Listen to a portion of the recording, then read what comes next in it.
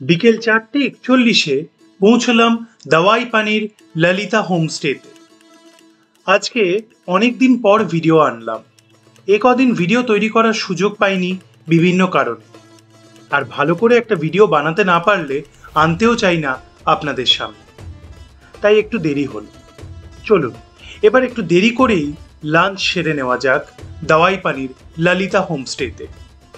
ভাত, আলু ভাজা, ডাল, তরকারি, এগ কারি দিয়ে ভোজন সেরে এবার ঘরে যাওয়ার পালা।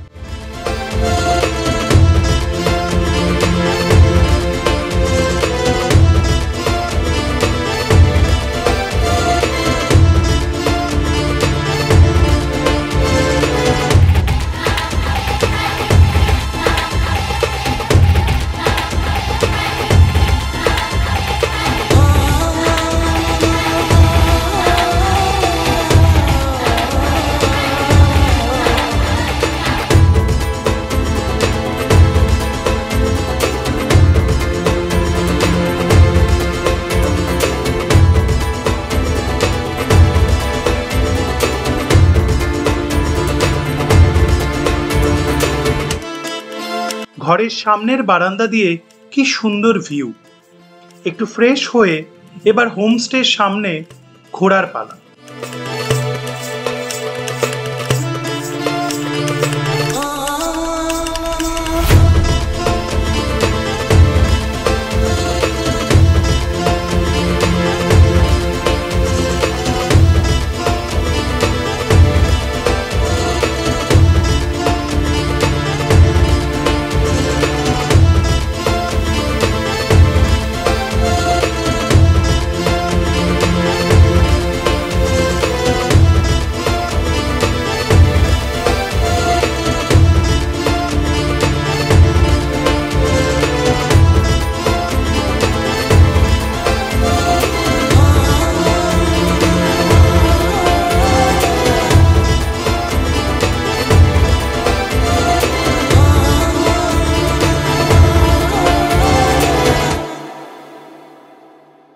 সন্ধে ঘনাতেই এসে গেল গরম গরম ভেজ পাকোড়া সঙ্গে চা।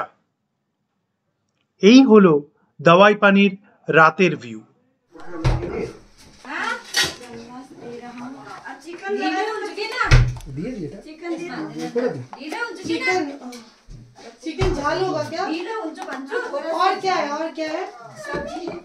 ডিনার শেষ হওয়ার পর এবার ঘুমানোর পালা।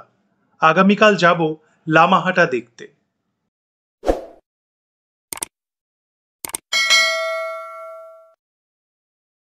সকালের শান্ত দাওয়াই পানি মনকে বারে বারে শান্ত করে দেয়।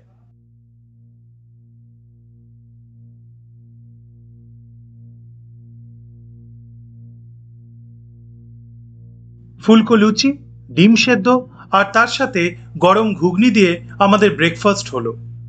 সকাল 10টায় বেরিয়ে পড়লাম দাওয়াই পানি থেকে। যাত্রা শুরু হলো লামাহাটার উদ্দেশ্যে।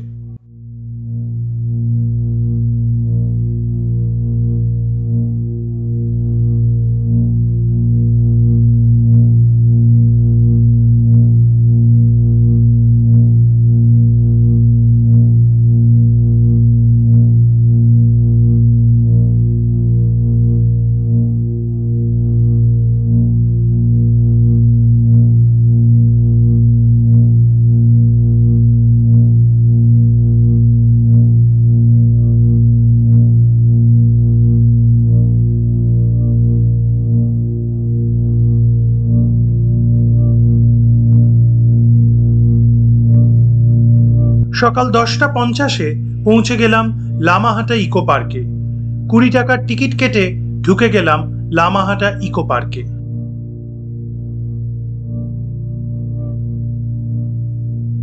আমার প্রিয় হাঁটাকে সাঙ্গ করে ঘুরে দেখতে থাকলাম এই অনবদ্য ইকো পার্কটি।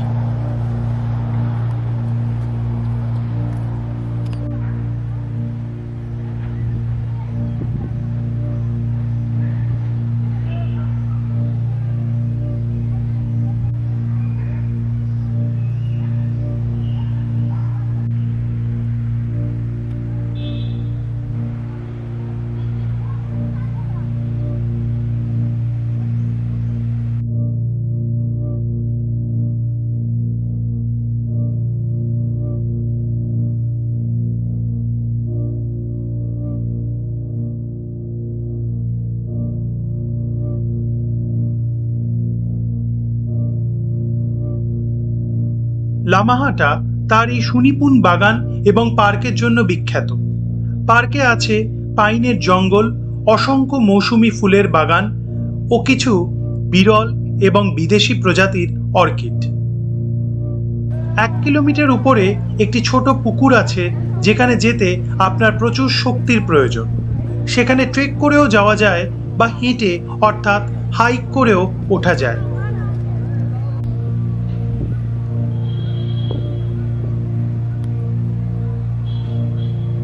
প্রথমে আমি শমিক এবং ফারাদের সাথে ট্রেক করতে শুরু করি, কিন্তু আমার হালত খারাপ হয়ে যায় কারণ আমার ট্রেকের ক্ষমতা নেই।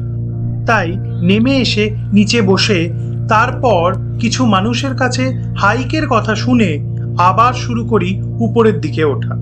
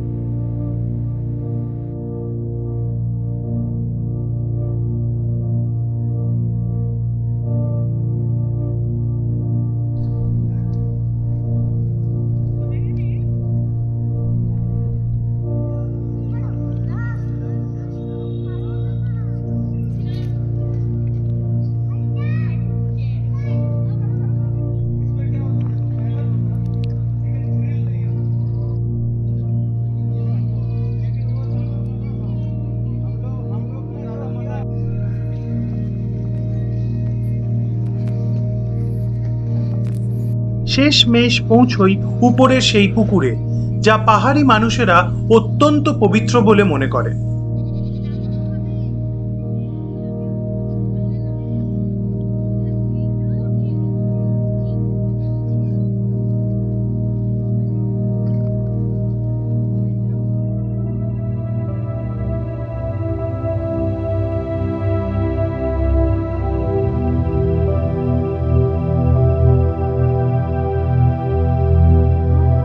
এবার লামাহাটা ছেড়ে যাব লাভার্স মিট ভিউ পয়েন্ট দেখতে।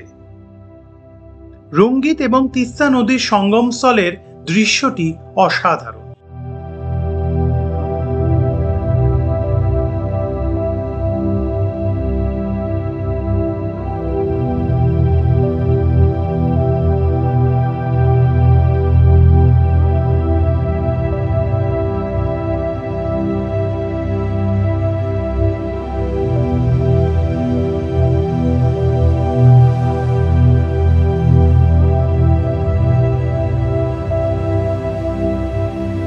ঘড়িতে তখন দুপুর 2টো। রওনা হয়ে গেলাম তিনশুলের উদ্দেশ্যে। আগামী ভিডিওতে নিয়ে আসব তিনশুলের কিছুটা আগে গুম্বাধারাতে কোথায় থাকলাম এবং সেখানে কি দৃশ্য দেখলাম। আছে অনেক কিছু যা মন ছুঁয়ে যাবে বিশ্বাস রাখি। সঙ্গে থাকুন। আমি স্টোরি টেলার সন্দীপন দাস এই ভিডিওটি এখানেই শেষ করলাম। ভালো থাকবেন সকলে।